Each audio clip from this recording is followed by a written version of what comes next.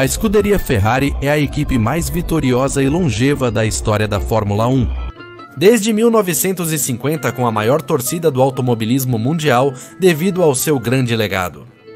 No entanto, a equipe mais bem-sucedida da história da Fórmula 1 pode completar 17 anos sem conquistar um único campeonato em 2025. E não é por falta de orçamento ou de talentos, porque grandes nomes passaram por esses anos e continuam sem conseguir o sucesso que tanto vem perseguindo. Na verdade, a falta de glória tem sido um acúmulo de situações que neste vídeo tentaremos explicar. Tentando chegar à conclusão de por que a Ferrari não ganha nenhum campeonato desde o ano de 2008, o que aconteceu durante todos esses anos e quais são as esperanças para o futuro.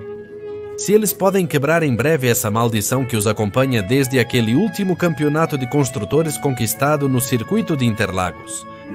Então, senhoras e senhores, sejam bem-vindos a esta análise da escuderia Ferrari e sua falta de sucessos nos últimos anos.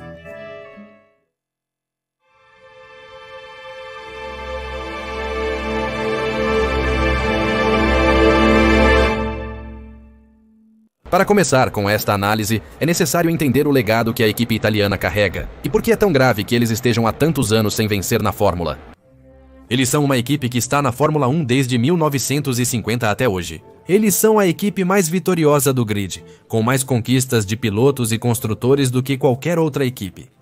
Esse legado lhes concedeu uma posição privilegiada com muitos benefícios. A equipe do cavalo rampante recebe mais dinheiro do que quase todas as outras equipes do grid, independente da posição no campeonato. Graças a um bônus histórico que recebem por serem a equipe mais antiga e bem-sucedida da história da Fórmula 1, eles são a única equipe do grid que tem direito de veto sobre as regras da Fórmula 1 que considerem prejudiciais. Considerando todas as condições e o legado dessa estrutura. Muitos consideram que a Ferrari é uma equipe que é obrigada a vencer e ter sucesso na categoria. Mas há uma situação significativa que poucos consideram. A verdade é que a Ferrari sempre foi uma equipe habituada a longos períodos sem êxito na Fórmula 1. De 1965 a 1975, a Itália esperou 10 anos até que Niki Lauda trouxesse de volta a glória. Sua maior sequência histórica sem vitórias foi de 1983 a 1999. Foram 16 anos até que a Ferrari conquistou o campeonato de construtores, dando início à era Ferrari e Schumacher. E agora, desde 2008 até hoje, eles não conseguiram ganhar nenhum título. Portanto, essa situação de não vencer por um longo período não é novidade para o cavalo rampante, sendo algo comum em sua história. No entanto, vamos focar no que aconteceu desde 2008 até hoje para esta análise. E nossa história começa justamente no ano de 2006. A Ferrari vinha de sua maior sequência histórica, iniciada em 1999, onde até 2004 dominaram a Fórmula 1. Desde o começo dos anos 90, a Ferrari abandonou sua filosofia nacionalista após anos sem vencer na Fórmula 1 e iniciou uma reestruturação em 1996, que não buscaria o melhor talento italiano disponível, mas sim o melhor talento disponível em qualquer lugar do mundo, desde que servisse para levar a Ferrari ao topo histórico. Nessa reestruturação, contrataram Jean Todt, diretor da divisão esportiva da Peugeot, como chefe de equipe. Com ele, ganharam o Rally Dakar, o Mundial de Rally e as prestigiadas 24 Horas de Le Mans. Foi contratado como diretor técnico Ross Brawn, que havia sido líder da Benetton em seus anos de glória em 94 e 95. E Ronnie Brandt, da África do Sul, que atuou como chefe de design durante toda essa época gloriosa da Ferrari, e como piloto trouxeram o campeão mundial de 1994 e 1995, Michael Schumacher. Nenhum desses pilares era italiano, mas cada um era um gênio em sua respectiva área. Eles lideraram a equipe rumo a todas as conquistas alcançadas de 1996 a 2006. Porém, desde 2005 mudanças nas regras afetaram sua competitividade. Apesar de disputarem o título contra a Renault e Alonso em 2006, Schumacher e a Ferrari foram derrotados. Mas depois daquele 2006, os pilares do monumental sucesso que tiveram foram caindo um a um. Schumacher se aposentou após a temporada de 2006, deixando a equipe. Ross Brawn, o chefe técnico, decidiu sair da equipe junto com Ronnie Bryant, restando apenas Jean Todt, que também deixaria seu cargo em 2007. Evidentemente, a saída de pessoas tão importantes obrigaria uma reestruturação interna. Mas apesar do sucesso que essa fórmula havia trazido ao reunir os melhores talentos disponíveis para a equipe, eles decidiram voltar à sua filosofia nacionalista e que os principais cargos de poder na equipe voltassem a ser, se possível, para pessoas da Itália. E embora as bases dos carros de 2007 e 2008 tenham sido bem-sucedidas e permitido à equipe vencer o campeonato, 2007 em construtores e pilotos, é justamente nesse ponto que começa uma das causas pelas quais a Ferrari não encontra o sucesso e também não encontra o equilíbrio. Vou explicar para vocês o ciclo Ferrari, algo que vamos chamar assim. Em resumo, a Fórmula 1 está contratando novos funcionários, dando início a uma reestruturação. Depois de alguns anos, ter um carro competitivo, depois perder os títulos por razões completamente estúpidas, para posteriormente demitir esse pessoal e depois voltar a contratar novos funcionários, iniciando uma nova reestruturação, e fazer exatamente a mesma coisa durante todos esses anos. Após a saída dos 4 pilares que deram sucesso à Ferrari, chegou como novo chefe de equipe ao time italiano, o local Stefano Domenicali, e como novo diretor técnico, o italiano Noaldo Costa. O carro de 2009 decepcionou. Já em 2010, apesar de competitivo, não alcançou o esperado. Na última corrida do ano, em Abu Dhabi, a Ferrari perdeu o campeonato de pilotos disputado por Alonso por um erro estratégico crucial. Depois do fiasco e do carro desastroso de 2011, Costa foi removido do cargo. E de fato, a Ferrari eliminou o cargo de diretor técnico para dividir essa função entre 3 pessoas: Pat Fry, Corrado Lanzoni e Luca Marmoni. Embora eventualmente também tenham sido substituídos por Nicolas Tombazis, Rory Bryant, que estava retornando, e James Allison. Porém, em 2012 eles perderam novamente um título quando Alonso tinha uma grande vantagem em pontos na metade da temporada. Basicamente porque seu departamento técnico nunca esteve à altura de seus rivais. Apesar de Alonso ter feito maravilhas com aquele carro que não era tão competitivo quanto o Red Bull, eles acabaram perdendo o título. Em 2013 o carro também não esteve à altura. Mas o colapso definitivo desse grupo de trabalho chegaria no ano de 2014, quando projetaram o F14T, o famoso carro que sobrevirava e subvirava ao mesmo tempo. Um carro completamente desastroso, além de ser tecnicamente ruim. Seu motor, que inaugurava a era híbrida da Fórmula 1, nunca esteve à altura de seus maiores rivais e a Ferrari não ganhou absolutamente nada naquele ano. 2014. Isso, de modo geral, foi a gota d'água para a equipe italiana, que novamente se reestruturaria de uma forma muito mais agressiva. Luca Di Montezemolo, então presidente da Ferrari, se retirou do cargo, sendo substituído por Sergio Marchionne. Stefano Domenicali foi substituído por Maurício Arribabene em seu cargo em 2016 em Tianjin. E Fernando Alonso deixou a equipe. Então seu substituto acabou sendo Sebastian Vettel, o 4 vezes campeão mundial. Essa reestruturação também traria outra grande mudança em 2016. A filosofia de ter um departamento técnico em vez de um chefe técnico foi descartada para voltar a designar uma única pessoa.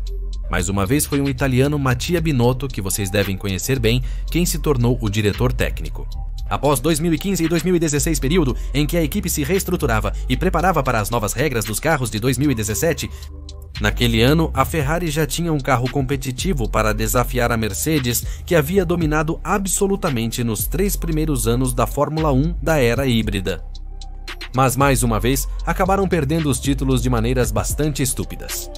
Em 2017, 2 falhas de confiabilidade seguidas e um acidente no Grande Prêmio de Singapura destruíram as chances de Sebastian Vettel de ser campeão. Em 2018, erros de pilotagem de Sebastian Vettel, estratégias deficientes da equipe e um mau desenvolvimento do carro no final do ano. Mais uma vez, a Ferrari destruiu suas chances de título, apesar de ser competitiva no início da temporada. Inclusive, lideraram em determinado momento os campeonatos de pilotos e construtores. E claro, após esse fracasso, imaginem! Uma nova reestruturação viria depois de ser alvo de zombarias e críticas por parte da imprensa italiana e dos torcedores da Ferrari em todo o mundo. A reestruturação começou pela presidência da Ferrari, embora de forma um pouco involuntária, já que Sergio Marchionne faleceu de câncer em 2018 e seu cargo foi assumido por João Elkann. Maurício Arribabene foi demitido do cargo de chefe de equipe, sendo substituído por Mattia Binotto. Na verdade, essa situação foi uma bomba devido à luta interna de poder entre Arribabene e Binotto. Assim, ao assumir o cargo de Arribabene, Binotto saiu-se vitorioso nessa disputa interna. Em um relacionamento muito problemático por anos, onde seus egos pesaram dentro da equipe. Na verdade, o ego italiano sempre foi um fardo para a Ferrari. Uma anedota em particular se destaca entre as várias que eu poderia contar. E é que na primeira década da Fórmula, quando algumas equipes começaram a colocar o motor na parte traseira do carro, porque isso dava desempenho aos monopostos, o criador e dono da marca, Enzo Ferrari, insistiu em manter os motores na frente. Basicamente porque ele dizia que os cavalos tinham que puxar o carro e não o carro puxar os cavalos. Por isso, por muitos anos, Ferrari se recusou a posicionar os motores na traseira, mesmo com a comprovada vantagem no desempenho. E depois, quando iniciou a revolução aerodinâmica da Fórmula 1, o próprio Enzo Ferrari zombava dessa situação, dizendo que a aerodinâmica era para quem não sabia fabricar motores. Ben e Binotto viveram uma situação parecida, onde seus egos pesavam demais na equipe, levando a uma luta interna da qual Binotto saiu vencedor. Por isso, essa primeira década sem sucessos na Ferrari, fraquezas técnicas na Ferrari não permitiam que eles estivessem no mesmo nível de seus rivais. Mudanças constantes que afetavam a ordem e o equilíbrio da equipe. Um departamento estratégico deficiente e uma luta interna por poder. Tudo isso criou uma bomba que resultou em Vettel queimado em 2018. Maurício Ribabene, destituído do cargo. Críticas duríssimas por parte da imprensa e zombarias por parte dos fãs da Fórmula 1 em todo o mundo, forçando novamente uma reestruturação de pessoal. E justamente em 2019 é onde começa a era de Mattia Binotto. Mas justamente essa etapa da Ferrari é lembrada como uma das mais desastrosas de toda essa era sem sucessos da Fórmula 1. A liderança dele foi medíocre. Durante sua gestão, houve o escândalo do motor ilegal de 2019. Apesar das consequências não terem sido divulgadas, o carro foi prejudicado em 2020 e 2021. E também não obtiveram sequer uma vitória durante esses anos. E o foco da equipe após a suposta punição devido ao motor ilegal foi esquecer a temporada de 2021 e focar seus esforços em 2022, que seria o início da era do efeito solo. E finalmente, depois de todo esse desastre, justamente nesse ano, no início da temporada, eles tinham o melhor carro, mas, de alguma forma, a Ferrari encontrou uma maneira de se autodestruir. Fique na pista, fique na pista.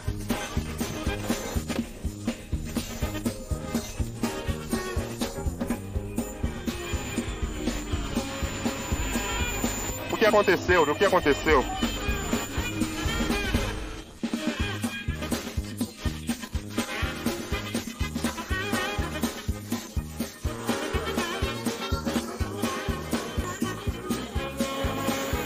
Bah. Em 2022, a Ferrari apresentou estratégias ruins, liderança fraca de Binotto e falta de confiabilidade generalizada. O carro mais rápido do grid. E de novo, um departamento técnico que não esteve à altura dos seus rivais, sendo rapidamente superado pelo pessoal da Red Bull. Na guerra de desenvolvimento que dominou a temporada de 2022, quando a Ferrari tinha pelo menos um carro, para brigar com esse pessoal no começo da temporada. Assim, após um 2022 decepcionante, o ciclo da Ferrari se repetiu mais uma vez. Binotto foi demitido do cargo de chefe de equipe, e em seu lugar chegou Frédéric Vasseur, com quem novamente as coisas prometiam. Após se reestruturar internamente em 2023 e em 2024, pareciam finalmente ter o carro para competir. Eles quase foram campeões de construtores, mas no final a McLaren acabou levando o título. No entanto, a Ferrari decidiu mudar completamente a estrutura do carro vencedor de 2024 para fazer o SF25 um carro totalmente diferente. E no intervalo de um inverno, passaram de ser a primeira ou segunda força dependendo do circuito para ser o quarto carro do grid, atrás da McLaren, Mercedes e Red Bull. O desastre atual da Ferrari é tão grande, mesmo tendo o piloto estatisticamente mais grandioso da história. Mas o carro não permitiu nem a ele nem a Charles Leclerc lutar por coisas importantes em 2025. Já estão dizendo que para 2026 eles vão chegar com atrasos no motor, que não serão tão competitivos quanto seus rivais e por aí vai. Que não dão muita esperança aos tifosi ao redor do mundo. E muitos começam a temer, porque a Ferrari continue com sua seca de sucessos por muito mais tempo? Em suma, a Ferrari é uma equipe que sobrevive de seu legado, mas está distante do que já representou. A falta de liderança é a razão pela qual estão há tantos anos sem vencer. Além disso, eles passam a vida atrás de outros rivais no quesito técnico e em constantes reestruturações que não permitem um equilíbrio como equipe. E isso se reflete no carro. Reestruturações ocorreram porque a Ferrari não conseguiu alocar as pessoas certas nos cargos adequados, independente da nacionalidade. Por disputas de poder e por uma ideologia que, durante todos esses anos, foi mais um peso do que uma virtude. Uma filosofia baseada no nacionalismo e no orgulho italiano. A Ferrari não conseguiu encontrar estabilidade e pessoas adequadas em seus cargos, prejudicando um ritmo sólido em todos os departamentos da equipe. desde o técnico até as estratégias, para que a equipe italiana possa retornar às antigas glórias. E enquanto essa enorme falta de liderança e caráter continuar dentro das fileiras italianas, nem Lewis Hamilton, nem Frederic Vasseur, nem a reencarnação de Senna vão conseguir fazer com que essa situação mude. Não seria correto afirmar que a Ferrari não se dedicou a isso recentemente. É verdade que houve progresso, mas pelo que vimos, parece que ainda resta muito trabalho para a Ferrari deixar de viver de suas velhas glórias e começar a se comportar como uma equipe à altura de seu legado.